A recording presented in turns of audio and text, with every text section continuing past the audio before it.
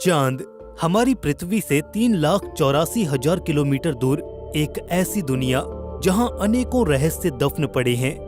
हमारे ब्रह्मांड की इकलौती ऐसी जगह जहां हम इंसान इस धरती से बाहर निकलकर जा पाए हैं। हमारे पूर्वजों से लेकर आज तक हम चांद को देखकर हैरान होते आए हैं और यहां जाने की होड़ ने चांद को पूरी दुनिया के सामने चर्चा का विषय बना दिया है। आज हर एक देश चांद पर जाना चाहता है। अमेरिका हो, चाइना हो, रूस हो या फिर भारत, ये देश चांद पर उतरकर चांद के रहस्यों को खोजने में जुटे हुए हैं। लेकिन दोस्तों, क्या आपने कभी सोचा है कि चांद की दुनिया आखिर कैसी है? जहां इतने मिशंस भेजे गए हैं, वहां अगर आप जाकर देखें तो चांद पर आपका एक्सपीरियंस कैसा रहेगा? चांद की सतह कैसी है? क्या वहां मिट्टी है, पत्थर हैं, पहाड़ या फिर वहां पर रेत के मैदान कैसे हैं? वहां खड़े होकर आपको कैसा महसूस होगा? वहां पानी कहां पर है? क्या वहां पर समुद्र हैं? और वहां पर मौजूद गड्ढों में क्या राज दफन है? क्या वहां पर एलियंस हो सकते हैं?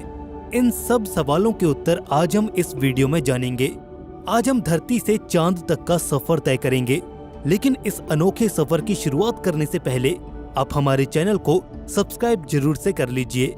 सबसे पहले हमें चांद तक जाने के लिए एक रास्ते का चुनाव करना होगा।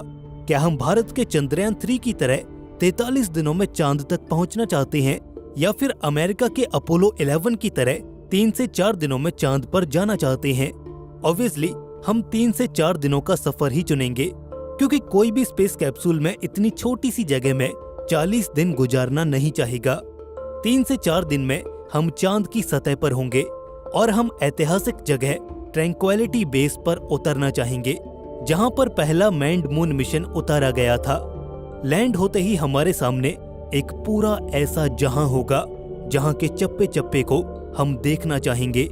बेहद खूबसूरत नजारा हमारे सामने होगा, लेकिन असलियत उतनी ही भयानक होगी। लैंडर से बाहर आते हुए हमें अपने सामने ही ईगल लैंडर दिखाई देगा, जिससे नील और बज एल्ड्रिन चांद पर उतरे थे। वहां पर हमें नील आर्मस्ट्रांग के जूतों के निशान भी देखने को मिलेंगे और आसपास बिखरा हुआ सामान जो एस्ट्रोनॉट्स वहां पर छोड़कर आए हैं, वो भी हमें वहीं पर दिखेगा। दूर दूर तक सिर्फ ऐसी ही चीजें होंगी जो बस पड़ी हैं, निर्जीव, न सांसें लेती हैं न हिलती हैं। आसपास का नजारा कुछ ऐसा होगा। नजरें उठाकर अगर इधर उधर देखोगे तो अंतहीन बंजर जमीन ही दिखाई देगी। सूरज की रोशनी से चांदी सी चमकती चांद की सतह, उबड़ खाबड़ सतह, जहां जगह जगह पर छोटे और बहुत बड़े बड़े गड्ढे बने हुए हैं। ये लैंडस्केप आपको अंदर तक डरा देगा। आप अकेले ऐसी जगह पर कभी नहीं जाना चाहोगे। वहां उतरते ही आपको एहसास होगा कि आपका भार बहुत कम हो चुका है। दरअसल चंद्रमा का गुरुत्वाकर्षण पृथ्वी के मुकाबले 6 गुना कम है। इसलिए अगर पृथ्वी पर आपका भार 60 किलो के करीब है, तो चांद पर आपका भार 10 किलो ही रह जाएगा। आप पृथ्वी पर जैसे चलते हैं, चांद पर उस तरह से नहीं चल पाएंगे। एक तो आप स्पेस सूट पहने होंगे, तो उसमें प्रेशराइज्ड हवा के चलते आप सही से नॉर्मली ऑपरेट नहीं कर पाएंगे, और दूसरा वहां का गुरुत्वाकर्षण कम होने की वजह से चांद की सतह की तरफ आपका खिंचाव कम होगा। इसलिए उछलकर चलना एक बेहतर ऑप्शन है। तो आप चांद पर इधर उधर जा सकते हैं, लेकिन वहां पर आपके लिए सबसे बड़ा खतरा चांद की मिट्टी हो सकती है। चांद की मिट्टी बहुत महीन है, किसी पाउडर की तरह, और ये मिट्टी स्पेस सूट से चिपक जाती है। यहाँ पर बहुत सावधानी बरतनी पड़ेगी कि ये मिट्टी आपके स्पेस सूट के मूविंग पार्ट्स में नहीं जानी चाहिए। इससे आपके स्पेस सूट में खराबी आ सकती है और ये बहुत खतरनाक हो सकता है जब आप अपने लैंडर से बहुत ज्यादा दूर आ चुके हों। ये खतरनाक हो सकता है। चांद पर गए एस्ट्रोनॉट्स का ये कहना है कि जब वो चांद की सतह पर काम करके अपने लैंडर में वापस आए थे, तो उन्हें गन पाउडर जैसी स्मेल आ रही थी। हो सकता है कि वो उसी मून डस्ट से आ रही हो जो उनके स्पेस सूट पर लग चुकी थी। लेकिन धरती पर जब वो मून रॉक्स लाई गईं, तो उनमें से कोई भी ऐसी स्मेल नहीं आई थी। और अब ये एक मिस्ट्री बन चुकी है और आपको इस मिस्ट्री से पर्दा उठाना होगा। अगर आप चांद पर जाकर बहुत एक्साइटेड हैं और बस आप आसपास घूमना चाहते हैं, तो भी आप खतरे की ओर जा रहे हैं। चांद पर कदम कदम पर खतरे हैं। अगर आप बहुत तेज आगे जाते हैं तो आप आसानी से रुक नहीं पाएंगे, और अगर अचानक से आपके सामने अगर कोई ऐसा क्रेटर आता है जहां पर सिर्फ अंधेरा है, तो यकीन मानिए उस अंधेरे में जाने से पहले आपको हर हालात में रुकना पड़ेगा, क्योंकि वो अंधेरा नहीं है, वो साक्षात मृत्यु है। उस अंधेरे में जाते ही आप -200 डिग्री सेल्सियस तक के तापमान में जाकर वहीं पड़े रह जाएंगे। न स्पेस सूट बचा पाएगा और न ही कोई और ताकत आपको वहां पर बचा पाएगी। आप वहीं पर जम जाएंगे और जरा सा भी नहीं हिल पाएंगे। तो चांद पर हर एक कदम फूंक फूंक कर रखना पड़ता है। इसके अलावा अगर आप निगाहें आसमान की ओर करेंगे तो पॉसिबल है कि आप हमारी पृथ्वी को चांद के आसमान में एकदम साफ साफ देख पाओगे। इसके अलावा आपको चांद के आसमान में सूरज भी दिखाई देगा, बाकी पूरा आसमान काला होगा, ना कोई तारा होगा और ना ही कोई ग्रह, कुछ भी नहीं, बस स्याह काला अंधेरा और अंधेरा आसमान।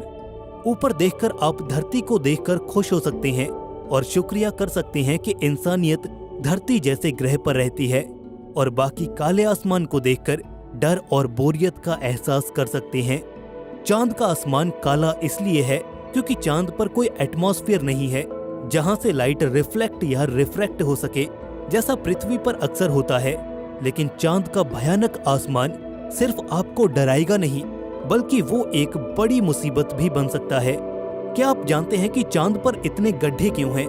तो इसका जवाब है कि चांद पर कोई एटमॉस्फेयर ही नहीं है, इसलिए जो भी छोटे छोटे एस्टेरॉइड्स स्पेस में घूम रहे होते हैं वो चांद की ग्रेविटी की वजह से चांद से आकर टकरा जाते हैं।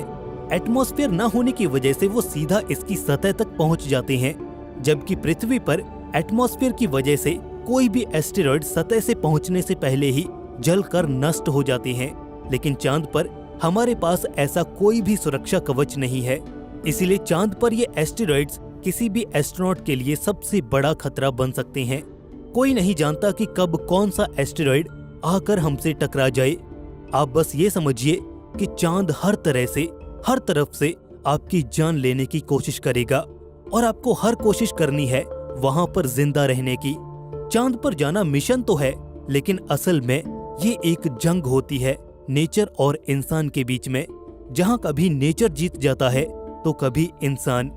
लेकिन इंसान तैयारी तो पूरी करता है कि वहां पर पूरी तरह से वो सुरक्षित रहे, लेकिन एक और चीज है जो आपको अंदर तक सहमा देगी, और वो ये है कि आप चांद पर किसी को चिल्लाकर बुलाना भी चाहें तो वो भी नहीं बुला सकते। अगर किसी वजह से स्पेस सूट में लगा गैजेट काम नहीं करता है तो आपके पास अपनी टीम से संपर्क करने का कोई भी तरीका नहीं होगा, और ये चीज हमें जरूर सोचने पर मजबूर करती है कि वाकई चांद बहुत खतरनाक है। कई बार हमें ये सुनने को मिलता है कि चांद पर एलियंस हैं, लेकिन नासा इस बात से हमेशा इनकार करता आया है। एस्ट्रोनॉट्स ने कई बार चांद पर कुछ अजीब सा नोटिस किया था, लेकिन उन चीजों को नासा ने इतनी तवज्जो नहीं दी। हाँ, ये हो सकता है कि चांद पर कोई ऐसी लाइफ मौजूद हो जो चांद के क्रेटर्स में जमा पानी में जमी पड़ी हो, और ये चीज भी हमें डर का एहसास कराती है कि अगर हम जमे हुए पानी को कभी उन क्रेटर से निकालकर इस्तेमाल करने की कोशिश भी करें तो हम कहीं अपने लिए वहां चांद पर कब्रिस्तान न बना दें। चांद आज भी हमारे लिए उतना ही खतरनाक है जितना वो पहले कभी हुआ करता था। हमें खुद को इवॉल्व करना होगा और इसके रहस्यों का पता लगाना होगा, और तब जाकर हम चांद को अच्छे से समझ पाएंगे। लेकिन तब तक के लिए चांद हमारे लिए एक रहस्य ही बना रहेगा। लेकिन चांद के साउथ पोल पर उतरना बड़ी बड़ी सुपर पावर्स के लिए भी किसी नाइटमेयर से कम नहीं है। वहां पर कंडीशंस पूरी तरह से हॉस्टाइल हैं, वहां कम्युनिकेशन सही से नहीं हो पाता, लेकिन फिर भी मून मिशंस के लिए साउथ पोल सबसे पसंदीदा जगहों में से एक है। आखिर ऐसा क्यों है कि यूएसए, रशिया, चाइना और इवन इंडिया भी चांद के साउथ पोल पर ही उतरना चाहता है, नॉर्थ पोल पर नहीं? आखिर नॉर्थ पोल की बजाय साउथ पोल मून मिशंस के लिए सबसे पसंदीदा जगह क्यों है? आइए जानते हैं। स्पेस एक्सपर्ट्स की अगर बात करें तो उनके इस विषय पर मिले जुले विचार हैं। कुछ कहते हैं कि साउथ पोल पर ज्यादा वाटर आइस मौजूद है, जो कि एक वैल्यूएबल रिसोर्स है। वहीं कुछ लोग ये मानते हैं कि जरूरी नहीं है कि जो साउथ पोल है वो चांद के नॉर्थ पोल से बेहतर हो। सोलर एनर्जी, मटेरियल रिसोर्सेज और ईज ऑफ लैंडिंग के मामले में चांद का नॉर्थ पोल कहीं ज्यादा बेहतर मालूम पड़ता है। लेकिन चाहे कुछ भी हो, स्पेस एक्सप्लोरेशन के इतिहास में साउथ पोल एक अलग ही महत्व रखता है और साउथ पोल के इतना पॉपुलर होने के पीछे कई हिस्टोरिकल रीजंस भी हैं। सन 1990 के दशक में ज्यादातर जो मून मिशंस थे वो साउथ पोल पर ही फोकस थे। उन मिशन से हम साउथ पोल को काफी ज्यादा एक्सप्लोर कर चुके थे, जिस वजह से किसी अनजान या फिर यूं कहें कि नॉर्थ पोल की तरफ जाकर लैंड करना हमारे लिए बिल्कुल ही नया एक्सपीरियंस रहता, जिससे फेलियर के चांसेस और भी ज्यादा इंक्रीज हो जाते। और इसी वजह से जानी पहचानी जगह पर मिशंस उतारना एक बेटर ऑप्शन था और इसी वजह से साउथ पोल हमारे फ्यूचर मिशंस के लिए खास बन गया। स्पेस एक्सपर्ट्स ये भी कहते हैं कि चांद के दोनों पोल्स काफी हद तक सिमिलर हैं। दोनों ही जगहों पर पहाड़, पठार, दर्रे और बड़े बड़े क्रेटर्स, कुछ पुराने और कुछ नए और अनेकों तरह के जियोलॉजिकल फीचर्स देखने को मिल जाते हैं। इन दोनों में ही फर्क करना बहुत मुश्किल है। हाँ, इन दोनों पोल्स में फर्क है, लेकिन वो इतना नहीं है कि हम किसी एक पोल को बेहतर लैंडिंग साइट का दर्जा दे दें और दूसरे को बिल्कुल ही किनारे कर दें। पोल्स पर कुछ ऐसी जगह होती हैं जहां सूरज की रोशनी हमेशा रहती है और उन इलाकों को पीक्स ऑफ इटर्नल लाइट कहा जाता है। ऑब्वियसली ये हम सब जानते हैं कि वो लाइट इटर्नल नहीं होती, बल्कि सूर्य से आ रही होती है। इस कॉन्टेक्स्ट में ये नाम थोड़ा मिसलीडिंग जरूर लगता है, खैर कोई बात नहीं। तो चांद पर ऐसी टॉप 20 जगहों में से 7 जगहें नॉर्थ पोल के पास मौजूद हैं और ऐसा इसलिए है क्योंकि नॉर्थ पोल पर सनलाइट साउथ पोल के मुकाबले काफी ज्यादा देर तक रहती है। पर इसका मतलब ये नहीं है कि नॉर्थ पोल ही बेहतर है। अगर आप टाइम पीरियड को ना देखकर सोलर एनर्जी को देखें तो यहाँ पर साउथ पोल बाजी मार जाता है। यानी कि साउथ पोल पर हमें एक healthy amount of solar energy मिल जाती है जो हमारे मिशंस को चलाए रखने में क्रिटिकल रोल प्ले करती है। और ये भी एक वजह है कि साउथ पोल को ज्यादा प्रेफर किया जाता है मून मिशंस के लिए। इसके अलावा साउथ पोल की लोकेशन अपने आप में बेहद खास है। चांद का साउथ पोल लोकेटेड है साउथ पोल एटकिन बेसिन में, जो कि एक बहुत बड़ा क्रेटर है और इसकी वजह से ये जगह और भी ज्यादा इंटरेस्टिंग बन जाती है। पॉसिबल है कि यहाँ पर चांद की डीप क्रस्ट या फिर अपर मेंटल से मटेरियल मिल जाए, जिससे हम चांद को और बेहतर से समझ पाएंगे। लेकिन इन सब के अलावा इन क्रेटर्स में वाटर आइस मिलने की संभावना काफी ज्यादा है। फ्यूचर मिशंस के लिए मून बेस बनाने के लिए हमें चांद पर पानी चाहिए होगा। मून पर कॉलोनीज को सस्टेन करने के लिए और रॉकेट फ्यूल के लिए भी पानी एक अहम चीज होगी। इसलिए चांद पर पानी सबसे वैल्यूएबल रिसोर्स होगा और अगर चांद पर पानी के भंडार मिल जाते हैं तो इससे बेहतर कुछ और हो ही नहीं सकता। और साउथ पोल के क्रेटर्स में वाटर आइस मिलने की संभावना सबसे ज्यादा है। इवन हमारे द्वारा भेजे गए चंद्रयान 1 ने चांद के साउथ पोल पर ही पानी खोजा था, जिसके बाद में नासा के LRO यानी ल्यूनर रिकॉनेसेंस ऑर्बिटर ने ये कंफर्म भी किया था, यानी चांद के साउथ पोल पर पानी के भंडार मौजूद हैं। हालांकि इस बात में कोई दो राय नहीं है कि नॉर्थ पोल पर भी क्रेटर्स हैं और उन क्रेटर्स में भी पानी हो सकता है, लेकिन यहाँ पर साउथ पोल जरा आगे निकल जाता है।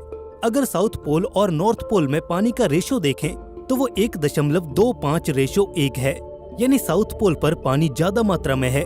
तो बेहतरी इसी में है कि हम साउथ पोल को ही एक्सप्लोर करें और ये भी एक बहुत बड़ी वजह है कि साउथ पोल को मून मिशंस के लिए ज्यादा तवज्जो दी जाती है। पर एक बात है कि हम इंसान हर जगह पर भी अपना दिमाग नहीं लगाते। कुछ ऐसी परंपराएं होती हैं जिन्हें हम बिना किसी सवाल के अपनाते चले जाते हैं और एक्सपर्ट्स ने ये पॉइंट आउट किया है कि साउथ पोल पर उतरना एक हिस्टोरिकल मिसकंसेप्शन भी है। और कुछ लोग ये मानते हैं कि साउथ पोल पर कुछ ऐसी माउंटेन्स हैं जहां पर हमेशा सूरज की रोशनी पड़ती रहती है और इसी मिसकंसेप्शन की वजह से मून का south pole place of eternal light की तरह पेश किया गया। और शायद ये एक बड़ी वजह थी कि साउथ पोल के लिए ज्यादा मिशंस प्लान किए गए। ये बात है साल 1970 से 1980 की। एमेच्योर एस्ट्रोनॉमर का एक ग्रुप जिसे जॉन वेस्टफॉल लीड कर रहे थे और उनका काम था चांद के साउथ पोल के आसपास के इलाकों को मैप करना। 1960 के दशक में जब अपोलो प्रोग्राम्स जोरों शोरों पर था, तब चांद का ये इलाका इतना ज्यादा मैप नहीं किया गया था और इसे ल्यूना इकोगनिटा के नाम से जाना जाता था। वेस्टफॉल ने जो भी काम किया उसकी वजह से साउथ पोल के बारे में जो अंडरस्टैंडिंग और जो नॉलेज थी वो कहीं और ज्यादा बढ़ गई। और उसी जगह को और ज्यादा जानने की क्यूरियोसिटी ने फर्दर वहां पर मिशंस प्लान करवा दिए। साउथ पोल के इतना पॉपुलर होने के पीछे एक और वजह जीनी शूमेकर को ही ले लीजिए। ये बात है सन 1994 की। जीनी शूमेकर और उनकी टीम जर्नल साइंस में एक पेपर पब्लिश करते हैं जिसका नाम होता है the south pole region of moon as seen by Clementine. दरअसल ये पेपर बताता है कि क्लीमेंटाइन मिशन से पहले मून का साउथ पोल रीजन इतना एक्सप्लोर नहीं किया गया था, लेकिन इसके बाद से हमने वहां से बहुत इंफॉर्मेशन गैदर की। तो यहाँ पर इस पेपर में स्पेशली साउथ पोलर रीजन की बात की गई है। इसके टाइटल में भी पोलर रीजन की जगह स्पेशली साउथ पोलर रीजन लिखा गया है और ये चीज काफी ज्यादा महत्वपूर्ण है क्योंकि क्लीमेंटाइन मिशन ने दोनों ही पोल से डेटा इकट्ठा किया था। इसी से पता चला कि साउथ पोल का जो एरिया है वो ज्यादा शैडो में है। ये पेपर डिस्क्राइब करता है कि ये शैडोड रीजन्स ही चांद पर पानी और बर्फ के सोर्स हो सकते हैं और इसलिए भी चांद का साउथ पोल सबसे ज्यादा फेवरेट है। नासा भी जल्द ही चांद पर उतरने वाला है और उनका ये मिशन भी साउथ पोल पर ही होगा क्योंकि अगर मून पर कॉलोनीज बनती हैं तो बाकी रिसोर्सेज भी आसपास ही होने चाहिए और ऐसे में साउथ पोल के क्रेटर्स हमारे बड़े काम आने वाले हैं। ये कोई संयोग नहीं है कि साउथ पोल पर हम इतना ज्यादा फोकस कर रहे हैं, बल्कि साउथ पोल पर जो खजाना है वो किसी को भी सुपर पावर बना सकता है। करवट लेते हुए वक्त में फिर एक बार इतिहास रचने की कोशिश की जा रही है। जो काम आज से करीब 5 दशकों पहले जल्दबाजी में किया गया था, अब उसे पूरे इत्मीनान के साथ दोहराने का वक्त आ चुका है। जी हाँ, ये है नासा का आर्टेमिस मिशन, जिसके सहारे फिर एक बार नासा चांद को फतह करना चाहता है। साल 1972 के बाद पहली बार फिर एक बार इंसान चांद की सतह पर उतरेगा और इस बार इस मिशन को लेकर खास ये है कि अब एक महिला और एक मैन ऑफ कलर यानी कि अश्वेत व्यक्ति भी चांद की यात्रा पर जाएगा। ये न केवल एक बहुत बड़ी साइंटिफिक अकम्प्लिशमेंट होगी, बल्कि इसे मानवता के लिए एक अत्यंत बड़े लम्हे के रूप में भी देखा जा रहा है। जो जोखिम, जो रोमांच और जो खौफ आज से 50 सालों पहले चांद की यात्रा पर निकले एस्ट्रोनॉट्स ने एक्सपीरियंस किया था, वही इन नए एस्ट्रोनॉट्स को भी मिलेगा। मगर बीतते वक्त के साथ चीजें बहुत बदल गई हैं। आज हम 70 के दशक के मुकाबले कहीं ज्यादा एडवांस हैं। हमारे रॉकेट्स, हमारे कंप्यूटर्स पहले की अपेक्षा हर सूरत में बेहतर हैं। मगर वो चांद है एक ऐसी वीरानी दुनिया जो आज भी हमारी नजरों से बहुत ज्यादा छिपी हुई है। यहाँ पर आज भी वही खतरे, वही जोखिम हमारा इंतजार कर रहे हैं, जिन्हें आज से चंद दशकों पहले मात देकर इन एस्ट्रोनॉट्स ने फतह हासिल की थी। हाल ही में नासा ने दुनिया की मुलाकात एस्ट्रोनॉट्स के उस दस्ते से कराई जो कि आर्टेमिस अभियान के तहत साल 2024 में चांद की सतह पर लैंड करेंगे। ये एक ऐतिहासिक लम्हा होगा जब हम फिर एक बार चांद की सतह पर उतरकर अपने जहन में उन पुराने दिनों के नॉस्टैल्जिया को जगा सकेंगे। साथ ही हमारी भावी पीढ़ियों को भी क्रूड स्पेस फ्लाइट में शामिल होने की प्रेरणा मिलेगी। बेशक स्पेस फ्लाइट में हमेशा रिस्क इन्वॉल्व होता ही है। धरती से हजारों किलोमीटर की दूरी पर वीराने अंतरिक्ष में किसी अनजान दुनिया का रुख करना एक रोमांच का एहसास तो है ही, मगर ये उन खतरों को भी याद दिलाता है जिनसे होकर हमारे एंसेस्टर्स ने यहाँ तक की राह बनाई है। बात करें अगर पिछले 60 सालों की, तो जब से इंसानों ने बादलों को चीर काले अंतरिक्ष का रुख करना शुरू किया है, तब से आज तक बहुत से ऐसे अफसोसजनक हादसे भी पेश आए हैं जिनमें बहुत सी कीमती जानों को मौत का दामन थामना पड़ा। फिर चाहे वो मून मिशन अपोलो के प्रैक्टिस राउंड के दौरान कैबिन में आग लगकर तीनों एस्ट्रोनॉट्स की झुलसकर मौत होनी हो, या फिर धरती पर वापस आते हुए स्पेस शटल कोलंबिया के साथ हुई वो ट्रेजेडी। आज तक अंतरिक्ष के सफर पर निकली बहुत सी यात्राएं मौत की मंजिल पर आकर भी थमी हैं। ऐसे में दुनिया भर की स्पेस एजेंसीज को ये चाहिए कि वो अंतरिक्ष यात्रा पर जा रहे एस्ट्रोनॉट्स की सुरक्षा सुनिश्चित करे। नो डाउट नासा ने एक कमाल का सेफ्टी पैरामीटर मेंटेन किया है, फिर चाहे वो आईएसएस पर होने वाली रेगुलर स्पेस वॉक्स और रिकवरी फ्लाइट्स हों या फिर हबल स्पेस टेलीस्कोप की मेंटेनेंस जैसे बेहद चैलेंजिंग स्पेस मिशंस। इन सब के दौरान आज तक किसी भी अनहोनी घटना की कोई खबर सामने नहीं आई, जिसका श्रेय नासा के बेहद सख्त सेफ्टी स्टैंडर्ड्स और हर एक स्पेस फ्लाइट से पहले होने वाली बेहद कड़ी इंस्पेक्शन ड्राइव्स को ही जाता है।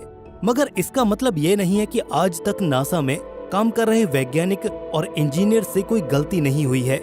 पिछले कुछ दशकों में ऐसी घटनाएं भी सामने आई हैं जहां पर नासा एम्प्लॉइज के इग्नोरेंट बिहेवियर के चलते कुछ ऐसे हादसे पेश आए जिनसे एजेंसी की साख को भारी नुकसान पहुंचा। लिहाजा इन घटनाओं के बाद जांच में सब कुछ साफ तो हुआ, दोषियों पर उचित कार्रवाई भी हुई और भविष्य में उत्पन्न होने वाली ऐसी किसी भी सुरक्षा चुनौती से निपटने के लिए पहले ही कुछ नियमों और कायदों को निर्धारित कर दिया गया है। हम सब जानते हैं कि नासा इस दुनिया की एक लीडिंग स्पेस एजेंसी है जो आए दिन कुछ न कुछ नया और चैलेंजिंग करती रहती है। ऐसे में इसके सिक्योरिटी पैरामीटर्स को निरंतर मेंटेन रख पाना एक चैलेंजिंग येट नेसेसरी मेजर है। इस बीच एजेंसी के उच्चाधिकारियों की ये जिम्मेदारी है कि वो किसी भी दबाव या लालच से हटकर किसी भी डिपार्टमेंट या कॉन्ट्रैक्टर की ओर से होने वाली गलतियों को पॉइंट आउट करें और उन चीजों को दुरुस्त करने के लिए फौरन उन्हें बदलने से भी गुरेज न करें।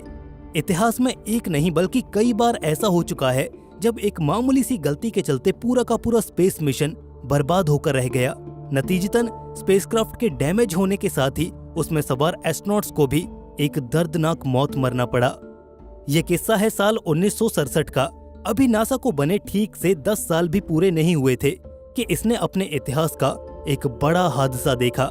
दरअसल राष्ट्रपति कैनेडी के चांद पर जाने के ऐलान के बाद नासा के लिए ये एक बहुत बड़ी चुनौती थी। अभी इंसान को अंतरिक्ष में गए महज चंद साल ही बीते थे। ऐसे में सीधा चांद की सतह पर पहुंचना एक बहुत बड़ा चैलेंज था। इस कड़ी में चांद से जाने से जुड़े बहुत से अहम सिस्टम्स पर टेस्ट और एक्सपेरिमेंट्स का सिलसिला जारी था। इन्हीं में से एक था अपोलो 1 मिशन, जिसका उद्देश्य चांद की एक टेस्ट ट्रिप मारना था। इस मिशन के ट्रायल फेज के दौरान एक दिन जब लॉन्च की रिहर्सल चल रही थी तो कमांड मॉड्यूल के कैबिन में आग लग गई। रॉकेट के टॉप पर माउंट कैबिन में तीनों एस्ट्रोनॉट्स झुलसकर मर गए। ये घटना वाकई काफी चौंकाने वाली थी क्योंकि इसने नासा के सिक्योरिटी स्टैंडर्ड्स को पूरी दुनिया के सामने बेनकाब करके रख दिया था। इस घटना के बाद अमेरिका की काफी किरकिरी हुई। जब इस मामले की जांच शुरू हुई तो उस दौर के US air force chief general Sam Phillips से लेकर मार्शल स्पेस फ्लाइट सेंटर के अधीक्षक वार्नर वॉन ब्राउन तक पर गाज गिरी। जांच में ये पाया गया कि आग लगने की मुख्य वजह कमांड मॉड्यूल की सर्किटरी में हुआ एक शॉर्ट था। जांच रिपोर्ट में ये साफ साफ मेंशन्ड है कि प्राइमरीली जब उन तारों में शॉर्ट सर्किट हुआ तो उन पर लगी टेफ्लॉन की कवरिंग जलने लगी। लिहाजा टेफ्लॉन एक फायर रेजिस्टेंट मटेरियल है, बट स्टिल ये पता नहीं कैसे उसने आग पकड़ ली और बढ़ते बढ़ते यही आग एक होज तक जा पहुंची जिसमें सिस्टम को ठंडा रखने के लिए एक फ्लेमेबल कूलेंट लिक्विड दौड़ रहा था। जैसे ही ये आग कूलेंट के संपर्क में आई तो एक जोरदार धमाका हुआ और बड़ी बड़ी आग की लपटों के बीच अपोलो 1 का कमांड मॉड्यूल जलकर खाक हो गया। ये नासा के इतिहास का एक काला अध्याय था। जब इस हादसे की वजह तलाशी गई, एक जांच हुई तो ये पाया गया कि ये हादसा जल्दबाजी में बरती हुई लापरवाही का नतीजा थी। टेक्नीशियंस और इंजीनियर्स पर कैसे भी करके डेडलाइन के भीतर ही काम पूरा करने का दबाव था। ऐसे में उन्होंने बहुत जगह जल्दबाजी में गलतियां की, जिसमें से एक नतीजा ये हादसा बना। इस हादसे से पहले अपोलो मिशन के प्रोग्राम ऑफिसर जोसेफ शिया ने यह दावा किया कि अगर केबिन में आग लगी तो इसका एकमात्र कारण क्रू का सिगरेट सुलगाना होगा, अन्यथा इस केबिन में आग लग पाना नामुमकिन है। लिहाजा इस हादसे के बाद उनके दावों की हवा निकल गई। उस दौर के नासा एडमिनिस्ट्रेटर जेम्स वेब ने अपने एक इंटरव्यू में कहा था कि वो आग मैनेजमेंट के फेलियर का नतीजा थी। जेम्स वेब ने बहुत कड़े बदलाव कर ये दिखा दिया कि वो एजेंसी की सुरक्षा से संबंधित किसी भी कोताही को बर्दाश्त नहीं करने वाले। इस घटना ने उनका हाई लेवल मैनेजमेंट से भरोसा उठा दिया था, जिसका परिणाम ये हुआ कि उन्होंने अपने हिसाब से नए सेफ्टी नॉर्म्स तैयार किए और साथ ही टॉप एडमिनिस्ट्रेशन में भी बदलाव किए, जिसके बाद नासा की सुरक्षा प्रणाली और बेहतर हुई और आने वाले मिशंस में जानलेवा हादसों के होने की संभावनाएं घटी और हर सूरत में नासा एक सेफ्टी फर्स्ट एजेंसी बनकर उभरी। अब क्योंकि इस महान अपोलो मिशन की शुरुआत ही एक दिल दहला देने वाली घटना के साथ हुई थी, इसने सबको डरा कर रख दिया था। ऐसे में नर्वस होकर आगे का अभियान शुरू किया गया और इसके बाद किस्मत से सब कुछ ठीक भी हुआ। एक के बाद एक 7 अपोलो फ्लाइट्स ने उड़ान भरी, जिसमें से सफलतापूर्वक 6 फ्लाइट्स को चांद की सतह पर लैंड भी करवाया गया। मिड फ्लाइट इमरजेंसी के बीच एक फ्लाइट को सही सलामत वापस लाया गया और कुल मिलाकर यहाँ तक सब कुछ ठीक था। मगर फिर आया साल 1986 का साल, जहां फिर एक बार ऐसा हुआ जिसने नासा के सुरक्षा मापदंडों को कटघरे में लाकर खड़ा कर दिया।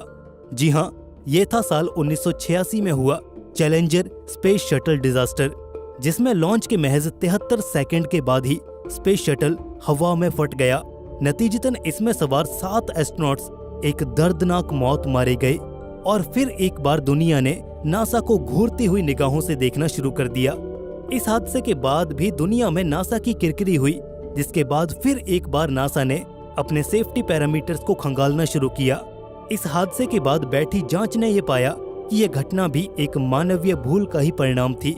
इस मिशन से एसोसिएटेड कॉन्ट्रैक्टर्स और सीनियर इंजीनियर्स ने पहले ही नासा के टॉप मैनेजमेंट को इस बात की इत्तला दे दी थी कि वो बिलो फ्रीजिंग पॉइंट टेम्परेचर पर लॉन्च ना करें, मगर मैनेजमेंट में आसीन ऑफिशियल्स ने इस सलाह को बाईपास कर लॉन्च करने का फैसला कर लिया और फिर वही हुआ जिसका अंदेशा जताया गया था। लॉन्च के कुछ देर बाद ही स्पेस शटल के SRB का रिंग मैकेनिज्म फेल हो गया, जिसके परिणाम स्वरूप उसमें आग लग गई और पूरा स्पेसक्राफ्ट बीच हवा में ही एक धमाके की भेंट चढ़ गया। मगर इसके बाद फिर एक बार गलतियों से सीख लेकर नासा ने अपने स्पेस मिशन को और ज्यादा सुरक्षित और विश्वसनीय बनाया। पूरे 2 साल तक स्पेस शटल मिशन को रोककर उन पर रिसर्च और डेवलपमेंट का काम किया गया और आगे चलकर उसी के दम पर हबल स्पेस टेलीस्कोप की लॉन्च और मेंटेनेंस, ISS जैसे ग्रैंड स्पेस स्टेशन का कंस्ट्रक्शन भी अंजाम दिया गया। मगर 1 फरवरी सन 2003 को फिर एक बार ऐसा हुआ जिसने नासा को हिलाकर रख दिया। जी हां, मैं बात कर रहा हूं कोलंबिया स्पेस शटल डिजास्टर की, जिसमें अंतरिक्ष से वापस लौटते हुए कल्पना चावला समेत 7 एस्ट्रोनॉट्स की जान गई। बाद में जब इस मामले की जांच हुई तो फिर एक बार वही सेम वजह थी। इस बार भी टेक्नीशियन और इंजीनियर्स की लापरवाही के चलते इन एस्ट्रोनॉट्स को अपनी जान गंवानी पड़ी और नासा को अपनी इज्जत गंवानी पड़ी। खैर, आज की बात करें तो आज नासा आर्टेमिस जैसे बेहद बड़े मिशन को अंजाम देने जा रहा है, तो ऐसी लापरवाहियां कतई बर्दाश्त नहीं की जाएंगी। आज के सेफ्टी नॉर्म्स पहले की अपेक्षा लाखों गुना ज्यादा बेहतर हैं, मगर उन्हें और भी बेहतर बनाने की जरूरत है ताकि ऐसे हादसों की संभावनाएं शून्य पर लाई जा सकें। इवन नासा ने भी अपनी कमिटमेंट टू सेफ्टी जाहिर करते हुए सभी टेस्ट और एक्सपेरिमेंट्स को फुल प्रूफ रखने की कमिटमेंट दी है ताकि कोई भी हादसा पेश न आने पाए। जब से इंसान इस धरती पर आया है तब से आज तक इस पूरी ऐतिहासिक टाइमलाइन के दौरान एक चीज है जो कभी नहीं बदली, और वो चीज हमेशा धरती की परछाई बनकर चलती रही। वो चीज है हमारा चांद, जिसे जानकर हम इंसानों ने अपनी दिनचर्या को निर्मित किया। यही वो चीज है जिसने अपनी ग्रेविटी से समुद्रों को जीवन दिया, उनमें लहरें पैदा की, अनेकों पक्षियों और स्पीसीज के लिए किसी कंपस का काम किया। पूरी मानव सभ्यता ने इसी आधार पर अपने कैलेंडर बनाए। अनेकों जानवर इसी को देखकर अपना पलायन करते हैं, शिकार पर निकलते हैं, और डंक बीटल जैसे जीव चांद को देखकर ही नेविगेट करते हैं। वो चांद ही था जिसकी वजह से पृथ्वी पर उन परिस्थितियों का निर्माण हुआ कि जीवन धरती पर फल फूल सके। कुछ थ्योरीज तो ये भी कहती हैं कि पृथ्वी पर जीवन की शुरुआत चांद की वजह से ही हो पाई थी। इसका ऑर्बिट पृथ्वी पर मौसम को कंट्रोल करता है और आज भी यही मौसम पृथ्वी को डोमिनेट कर रहा है। यानी कहने का मतलब यह है कि धरती पर जीवन और मानव सभ्यता का अस्तित्व चांद के बदौलत ही संभव है। पर क्या ऐसा हमेशा के लिए रहेगा?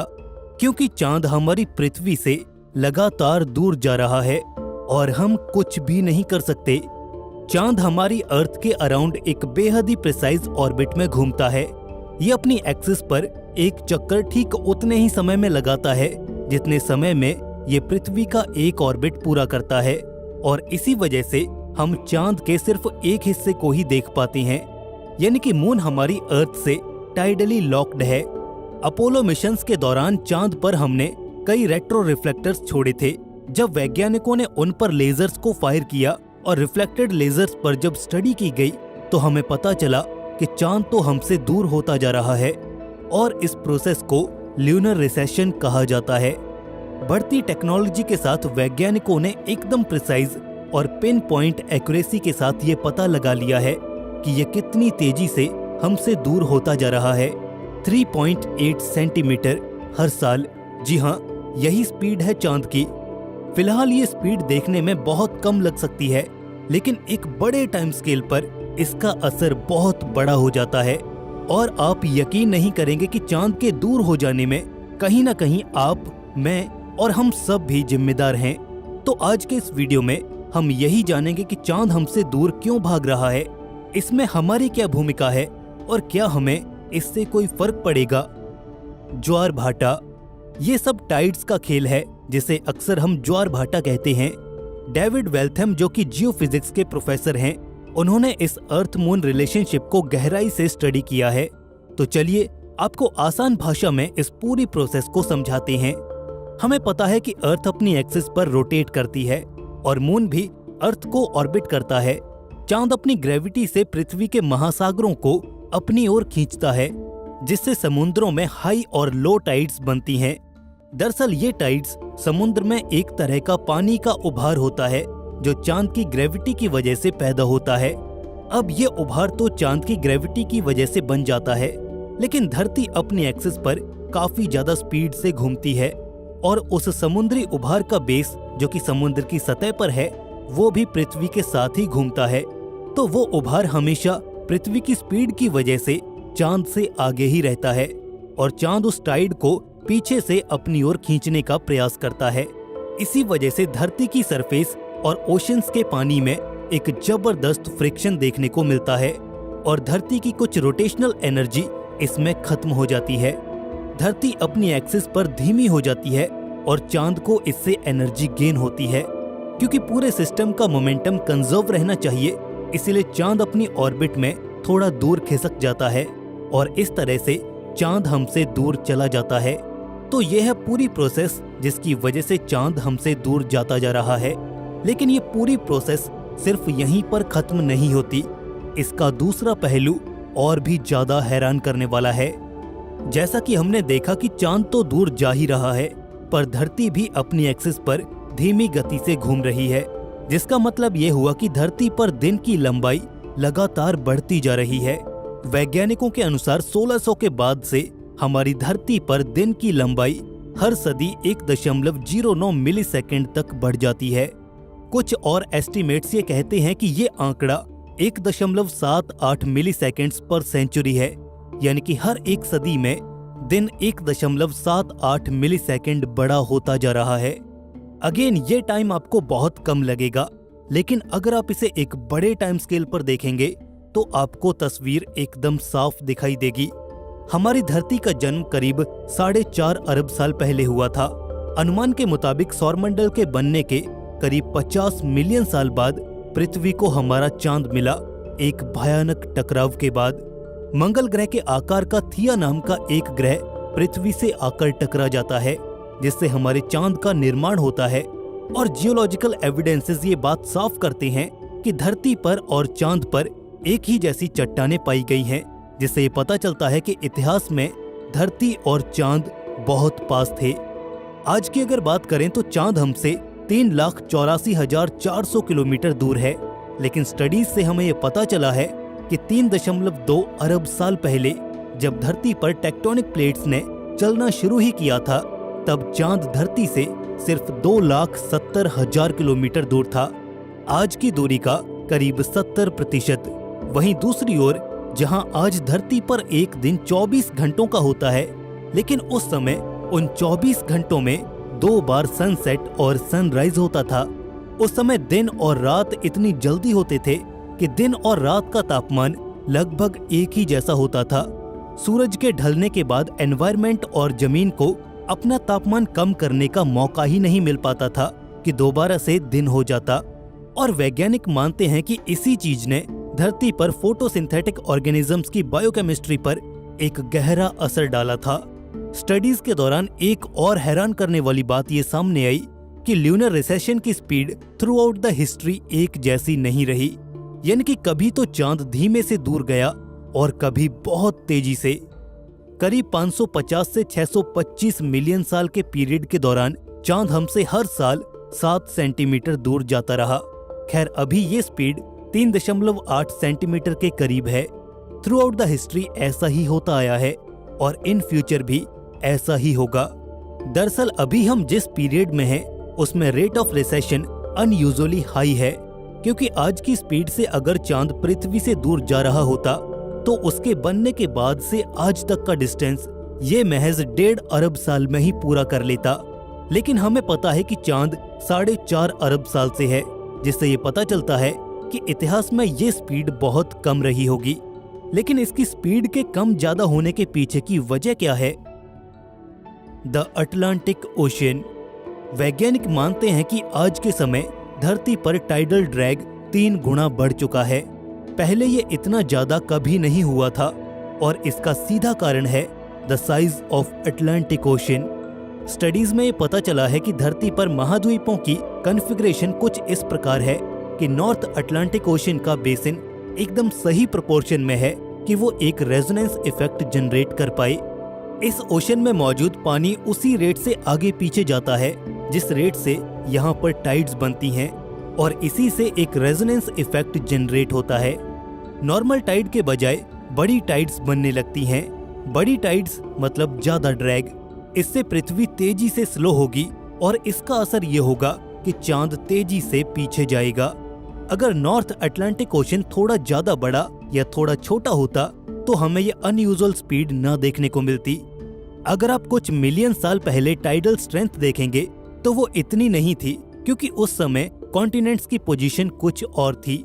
ये चीज भी एक टाइम पीरियड के बाद रिपीट होती है। मॉडल्स ये बताते हैं कि आने वाले 150 मिलियन साल बाद ये फिर से रिपीट होगी और 250 मिलियन साल बाद ये दोबारा से खत्म हो जाएगी और उस समय एक नया सुपर कॉन्टिनेंट फॉर्म होगा। धरती की जियोग्राफी हमेशा बदलती रहती है। तो क्या इसका मतलब यह है कि भविष्य में एक समय ऐसा आएगा कि हमारी पृथ्वी का कोई भी चांद नहीं होगा? ये समय कभी नहीं आएगा। चांद कितना भी तेज भाग ले, लेकिन वो धरती से दूर नहीं जा पाएगा, क्योंकि उससे पहले ही आने वाले 5 से 10 अरब साल में हमारा सूरज एक दैत्याकार रूप लेगा और मरने से पहले ही करीब आधे सौर मंडल को निगल जाएगा। जहां तक सवाल है मानव जाति का, तो हम इंसान अगर आपस में लड़कर खत्म न हुए तो ये इवेंट हमें देखने को जरूर मिलेगा। शायद हम किसी दूसरे ग्रह से इस इवेंट को देख रहे हों और शायद आपकी ही पीढ़ी का कोई बच्चा हमारी इस वीडियो को भी देख रहा हो। लेकिन अभी ये खतरा सिर्फ कुदरती नहीं है। हमारे दिन बड़े इसलिए भी हो रही हैं क्योंकि हम खुद ग्लोबल वार्मिंग करने पर तुले हुए हैं।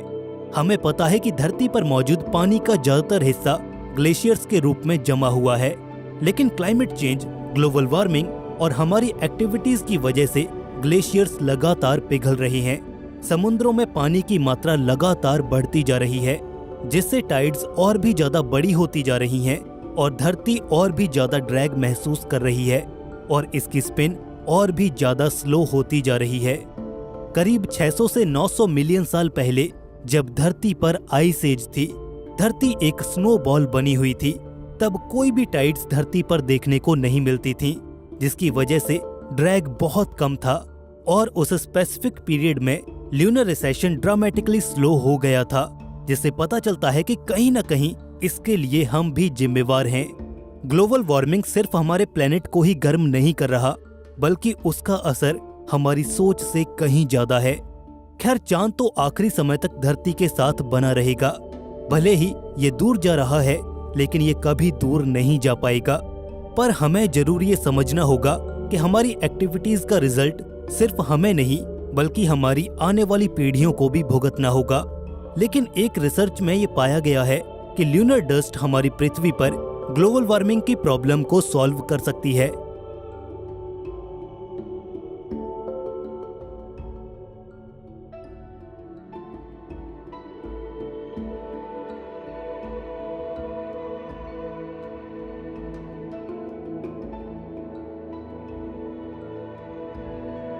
दोस्तों, ल्यूनर रिसेशन में हमारी भूमिका क्या है और इस पर आपके क्या विचार हैं, हमें नीचे कमेंट सेक्शन में जरूर बताइएगा।